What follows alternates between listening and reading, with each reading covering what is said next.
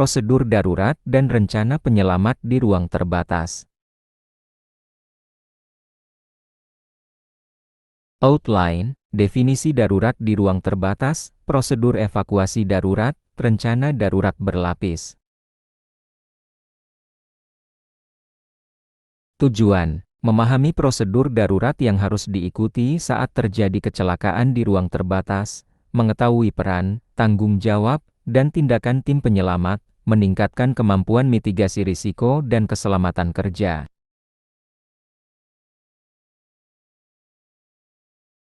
Definisi darurat di ruang terbatas. Darurat di ruang terbatas adalah setiap kondisi atau situasi yang berpotensi menimbulkan cedera serius, gangguan kesehatan, atau kematian bagi pekerja. Contohnya termasuk kebakaran, ledakan, paparan gas beracun, tenggelam akibat cairan, atau pekerja yang terjebak. Tujuan memahami definisi ini adalah agar kita bisa cepat mengenali kondisi berbahaya dan mengambil tindakan yang tepat.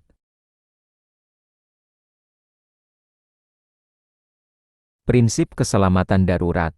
Prinsip dasar keselamatan darurat adalah keselamatan diri sendiri menjadi prioritas pertama. Jangan panik, tetap fokus, dan segera beri tanda bahaya. Kemudian koordinasikan dengan tim untuk evakuasi atau mitigasi. Prinsip ini membantu mengurangi risiko tambahan bagi diri sendiri dan orang lain. Persiapan tim penyelamat.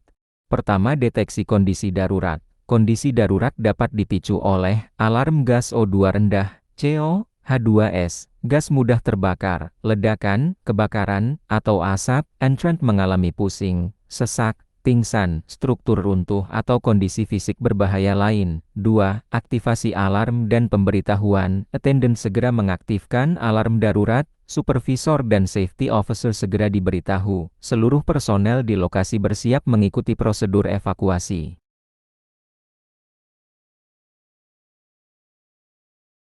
Ketiga, instruksi evakuasi. Entrant segera menghentikan pekerjaan, menggunakan jalur keluar terdekat sesuai rencana evakuasi. Attendant memandu entrant keluar dengan komunikasi intensif. Keempat, evakuasi pekerja. Jika pekerja masih sadar, keluar dengan APD dan jalur evakuasi normal. Jika pekerja tidak sadar, tim penyelamat menggunakan SCBA atau SAR masuk, menggunakan harness, tripod, winch, atau tali evakuasi untuk menarik korban keluar. Dilarang orang non-rescue masuk tanpa APD khusus.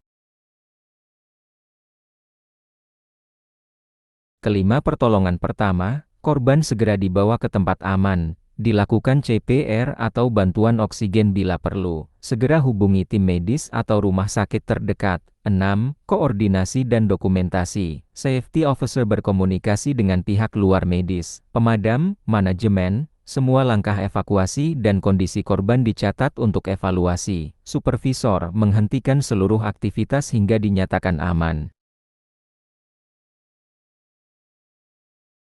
Pertolongan pertama. Setelah korban berhasil dievakuasi dari ruang terbatas, langkah pertama adalah membawanya ke tempat yang aman dengan sirkulasi udara baik.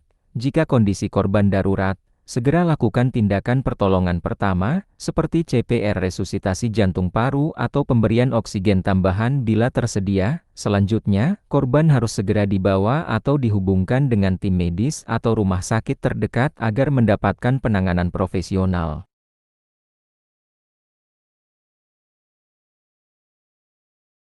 Koordinasi dan dokumentasi. Dalam setiap kondisi darurat, safety officer berperan penting untuk menjaga komunikasi dengan pihak luar, termasuk tim medis, pemadam kebakaran, maupun manajemen perusahaan. Semua proses evakuasi, kondisi korban, serta tindakan pertolongan yang telah dilakukan harus dicatat dengan detail untuk kebutuhan evaluasi. Supervisor wajib menghentikan seluruh aktivitas kerja di ruang terbatas sampai kondisi benar-benar dinyatakan aman.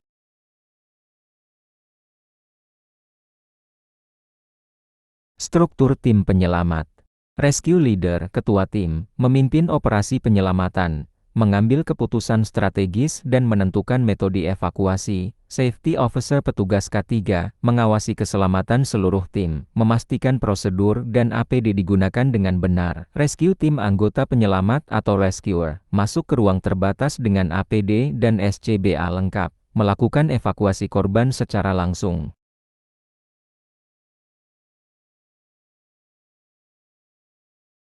Support tim pendukung, menangani komunikasi, peralatan, pencahayaan, dan logistik, membantu medis setelah korban dievakuasi. Medical tim medis, memberikan pertolongan pertama setelah korban dievakuasi, menyiapkan rujukan ke fasilitas kesehatan bila diperlukan. Pemilihan alat bantu pernapasan, perhitungan waktu pakai, kapasitas filter, dan cadangan udara, respirator cartridge, pastikan kapasitas filter cukup untuk durasi kerja dan jenis gas sesuai, SCBA, perhitungkan cadangan udara agar cukup untuk masuk, bekerja, dan evakuasi, SAR. Pastikan aliran udara dari sumber eksternal stabil sepanjang pekerjaan, selalu sediakan waktu ekstra cadangan untuk kondisi darurat.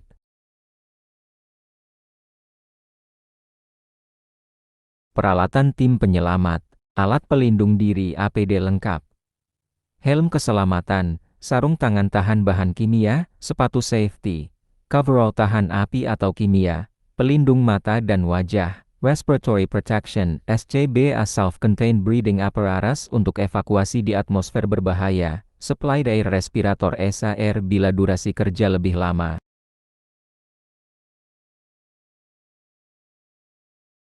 Peralatan monitoring atmosfer, portable multi-gas detector O2, H2S, CO, gas mudah terbakar, tabung kalibrasi gas untuk memastikan akurasi alat, peralatan rescue dan evakuasi, tripod dengan sistem control winch untuk evakuasi vertikal, tali penyelamat lifeline dan harness full body, stretcher atau litter khusus, confined space.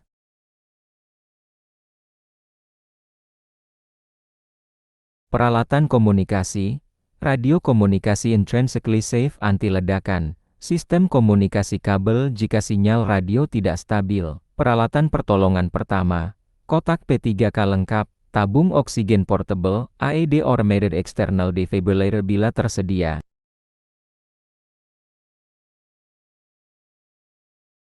Teknik evakuasi khusus, evakuasi vertikal, teknik, menggunakan tripod, winch, dan tali penyelamat.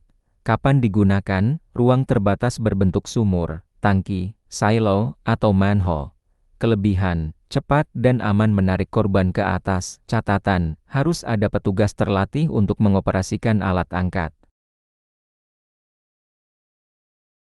Evakuasi horizontal, teknik, korban ditarik dengan tali atau dipindahkan dengan stretcher sempit. Kapan digunakan? Terowongan, pipa besar, ruang bawah tanah. Kelebihan, efektif bila ruang tidak terlalu sempit. Catatan, perlu koordinasi tim agar korban tidak terhantam dinding atau peralatan.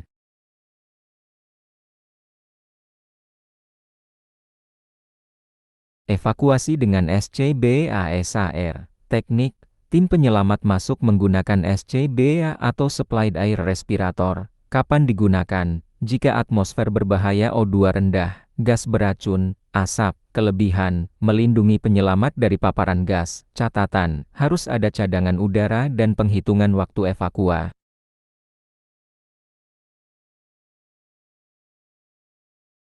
Evakuasi tanpa memasuki ruang non-entry rescue, teknik, menggunakan tali, tripod, atau alat pengait tanpa tim masuk. Kapan digunakan? Jika korban sudah memakai harness dan lifeline. Kelebihan, meminimalkan risiko bagi tim penyelamat. Catatan, disarankan sebagai metode utama jika memungkinkan.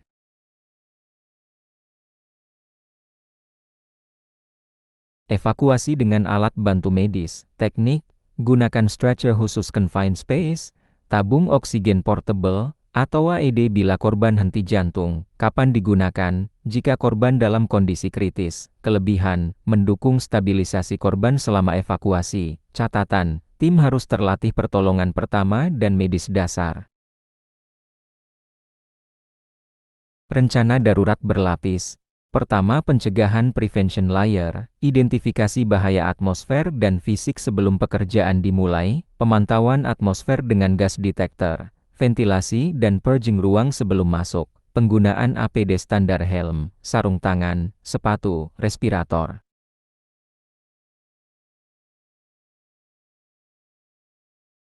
Kedua, kesiapsiagaan preparedness layer, menyusun prosedur darurat khusus ruang terbatas, menetapkan tim tanggap darurat dan peralatan evakuasi, latihan evakuasi rutin drill, penempatan tanda bahaya, jalur evakuasi, dan titik kumpul. Ketiga, response layer, aktivasi alarm darurat bila terjadi insiden, attendant segera memberi informasi ke supervisor dan tim penyelamat. Evakuasi korban dengan metode aman non-entry rescue diutamakan. Pemberian pertolongan pertama CPR, oksigen. 4. Pemulihan recovery layer, perawatan korban di fasilitas medis, dokumentasi insiden dan investigasi penyebab, evaluasi efektivitas prosedur evakuasi, perbaikan SOP, pelatihan, dan peralatan agar kejadian tidak terulang.